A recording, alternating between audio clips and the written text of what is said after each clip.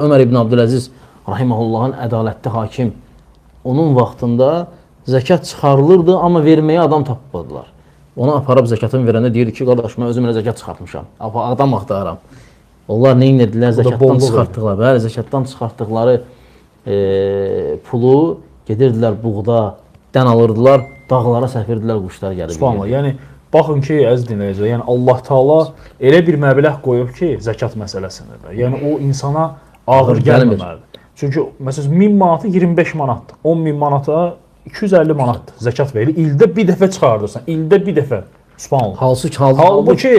Halbuki həmin o imkanlı insan, halbuki o imkanlı insan bəlkə də hər gün hər hansı bir restoranda o pulu xərcləyir. O pulu verir. Yəni xərcləyənlər var. Amma Allah Taala sənə ildə bir dəfə deyir 250 manat, 10.000 manatı 250 manat çıxar. Yəni buradan elə başa düşülməsin ki, bizim insanların pulunda gözümüz var. Lakin biz burada şəri hökmdən danışırıq. Bəli.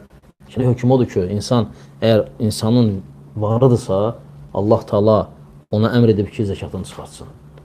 Çünki onun çıxardılması ona vəd olunan o əzabın ondan getməsi üçün ən əzəmətli səbəbdir. Yoxsa saxlasa artıq əzabdır. Ona əzab var. Çünki ona haram olmayan bir malı yeyir. O sənin malın deyil, əslində o kiminsə haqqıdır.